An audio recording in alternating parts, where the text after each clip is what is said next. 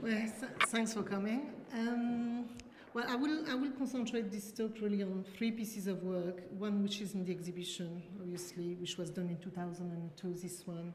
And what I will call a trilogy, kind of three videos which are part of a trilogy. Then there is this one which is in the exhibition and two other ones. And I think I will concentrate on those ones because they're very much around the same themes, really. But just kind of to summarize quickly what my work is about in general. It's very much around identity politics in some ways, much more than around women issue, although women issue have been central in my work. It's becoming less so. Obviously, the work I've shown now in the exhibition is the work which is 5 years dated, and obviously the work I'm doing now has kind of totally shifted in terms of its presentation, its themes, etc., etc. But nevertheless, those pieces I think are still important, and for many reasons. But one reason, obviously, is because it's about family. A lot of the work I was doing at the time was kind of looking at the family, and especially women within the family. And my mother was born in Algeria at the time when Algeria was French. Then that kind of informed a lot of my work. And then I was born in Paris. I'm the kind of, a daughter of immigrants because my parents came to immigrate in France in '62. And then I immigrated myself to England in '86, where I gave birth to a daughter and other children too, but to Zulika then, which is she's in the video. And then it's really the story of three generations of women, and it's also about three languages, Arabic, which is my mother's language, my mother tongue, which is French, and my daughter's mother tongue, which is English. It's about also, as I said, three women of different ages, and three different countries, and three generations. The way it's actually at the moment displayed in the space, it's been displayed not in the right way, although the orders of the screen have been mixed up. That's the right display, really. And for the ones who haven't had time to listen to the piece of work, really, it's on the first screen you have me and my mom having a kind of fluent and intimate conversation, both in our mother tongue. I speak to her in French, and she replies in Arabic. And that's always been the way we've been kind of communicating in those two languages. And it looks really weird to some people because they're like, why do they speak two different languages? But that's, I call it myself, it's a kind of part of a diasporic language, something that we create perhaps once we've moved from one place to the other. On the second screen, funny enough, and consciously, I've recreated this kind of way of communicating with my daughter. But I speak to her in French and she responds in English. And that's very much the way we communicate. Then, and again, that kind of very strange. But if you listen to the piece, you'll see that we're very at ease and very fluent. It's not, there's no problem in understanding. The problem comes much more about speaking, perhaps, Although I can speak Arabic, my Arabic is basic, but my understanding of Arabic is very fluent. And, it's just to, we always think that language is something that you have or you don't have. But sometimes there is that space in between where you can perhaps understand but not speak, or vice versa.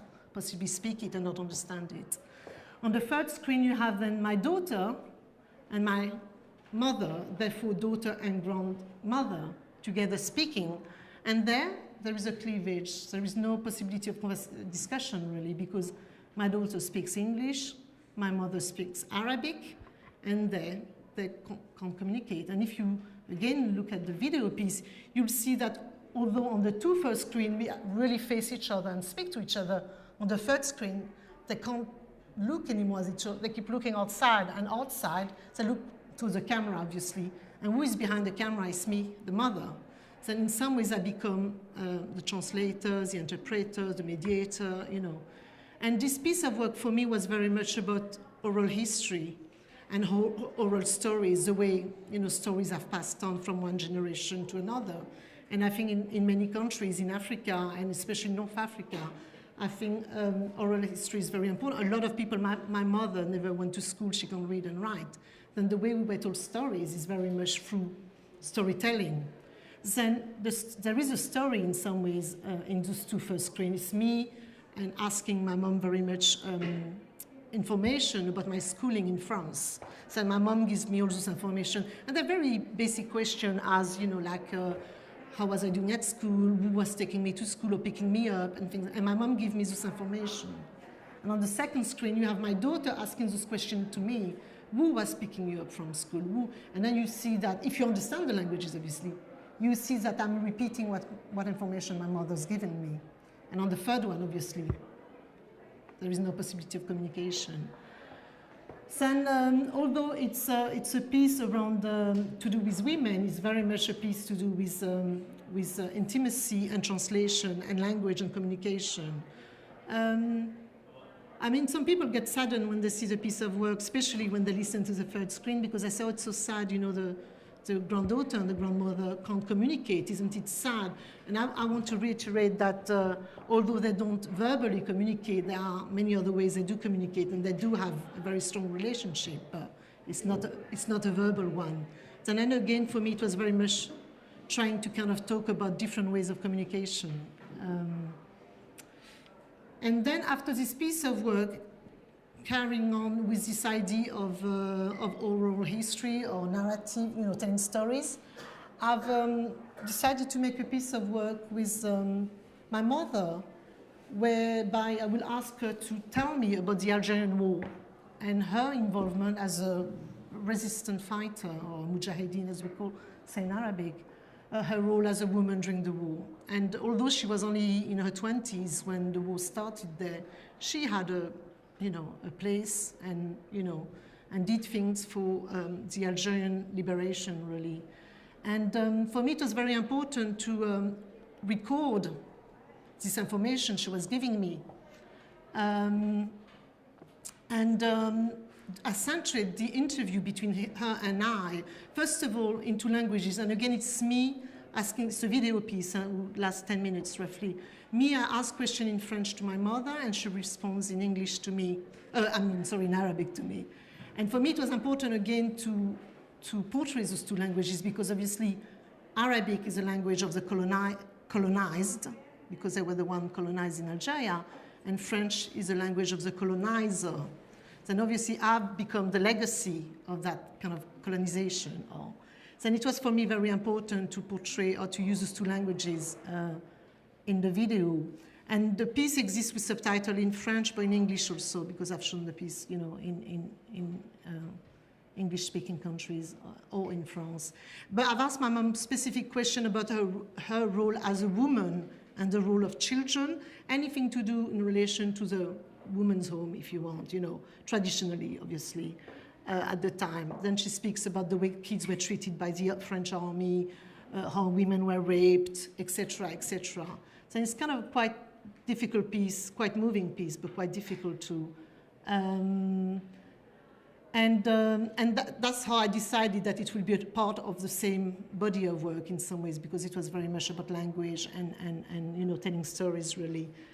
And the third piece, which actually was the first piece where I involved a man in my work, because in the past my work very much involved me, but involved women in the family, but never any men. And for the first time I was including my dad. And that was actually the final piece in that whole body of work, where I actually was using the family. After that I've moved on and I did work looking at landscape. Then no people anymore, no family anymore, but just the Algerian landscape, the seascape, and also, you know, the countryside scape. And here again, it's a kind of a complicated installation. It's 3 screens, and it's 2 actually on the second image here. You see it, you have 2 screens on one wall, and the other one of me opposite those 2 screens. And in the middle, you have 2 benches with speakers that allows you, if you do understand Arabic, to listen to them individually. And if you don't understand Arabic, you can also stand in other point in the room whereby you hear the language, you know. Again, it exists in English and French subtitle, although it's been translated in Japanese also after it's been to Tokyo. And it's quite interesting how, you know, because the work is about language, how, you know, after traveling, it's been also taking its own kind of path, into the translation. But basically, I asked again my father and my mom to talk about the Algerian War, but not only about that. I was very interested in them speaking about their life in France. Why, after in '62 winning the war and the independence, why did they come to France as immigrants? I mean, it's obvious that was for money reasons, but I wanted them to express that, and it was very much the first time for them to talk to their children or to their daughter, me, about that experience. We grew up in France very much not told anything about this Algerian war. I guess because my parents didn't want to kind of disturb us. We were living in France. Why tell us about some of the suffering they had gone through? And it was fantastic they did that. I kind of thank them very much for that. But at the same time, as I grew up, I very much felt that there was something missing, like a piece of the puzzle which was not there, and I needed to kind of, find. But also, I mean, for the ones, very much for me anyway, when I grew up in France, I was born in '63, there was a lot of racism, France just had lost Algeria. And I can tell you, if you were an Algerian in France at the time, it was pretty tough, yeah? And the reason I'm saying that, you have to understand that as I grew up in France, I was told I wasn't French, yeah? I was not French. And when I was going to Algeria, I was not Algerian either. Then this kind of the whole issue about authenticity. What does it mean to be French? What does it mean to be Algerian? Therefore, it was very important for me to make my parents speak about, some things that I couldn't understand as I was going to Algeria. Why were we treated like that? As we were in France, why were we treated like that? And everything came very clear after 3 hours of interviews with them. And I call it interview because it was pretty much like that. The only thing for the piece itself, I removed my voice and I just kept my parents speaking. And out of 3 hours, I kept 20 minutes for each of them. I discovered things why my granddad had an eye missing, because he got tortured by the French, for example. And things like that suddenly kind of put into perspective what I was going through in France and in Algeria. And again, the language is very important there, because although I asked my father to speak in Arabic, he keeps going back to French. Then through his whole conversation, he keeps going from French to Arabic, Arabic, French, etc. My mom, because she was a housewife and very much at home and less exposed to French community, if you want, in France, her Arabic is always there. She doesn't go back to France. In some way, she doesn't speak French. And as you can see, mother tongue, the way she converses with me is very much in Arabic, although she's lived in France 35 years or something like that. They've now both gone back to Algeria, and and for me, that's one of the reasons I decided to kind of finalize this piece with them. I've pretty much said quite a lot about those 3 pieces of work. I can talk perhaps where my work is going now. I don't know if you're aware, but there's been a civil war in Algeria that lasted, well, I don't know. Some people argue it's still not finished, but I will say roughly 12 years, civil war. And in 2003, I went back to 2002 actually, I went back to Algeria after not gone there for 12 years. And as I went back there, it totally kind of shifted my art practice, because all the work I was doing before was very much about stories that I will get from my parents, of things were very much happening in France or in England. I'm based in London, then, and for the first time I was actually going there, and I was actually seeing things around me, seeing the family, just having a feel of the country, So that totally changed my art practice, because I decided to kind of really use the material that Algeria or the land itself was giving me.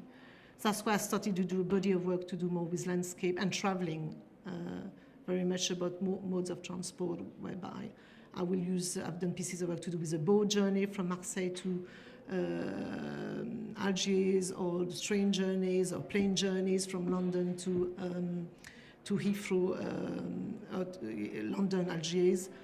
Then the work is very different, although it's still around the film of identity politics, I will say. It doesn't touch on gender issue anymore, if you want to say so, but as a female artist, I believe that even if you don't possibly do obvious work on women issue, it's still there, it's still in the work.